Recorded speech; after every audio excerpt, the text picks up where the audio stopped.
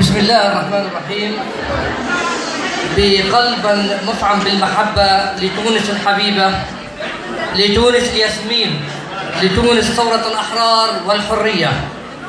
تحية لكم من ثوار غزة، رام الله، جنين، نابلس، الخليل، القدس، فلسطين، شعبا وقيادة.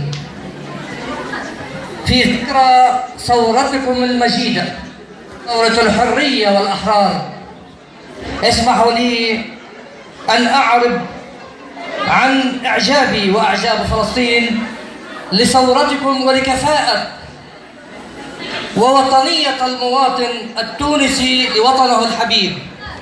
لقد كنتم وستبقون درساً بالديمقراطية لجميع أحرار العالم،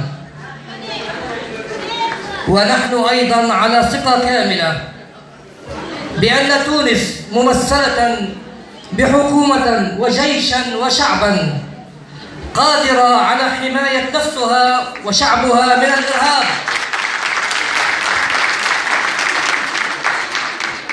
وأنها ستعمل على ضمانة الحرية لشعبها وتأمين وإرساخ الديمقراطية وحرية التعبير لكل مواطن.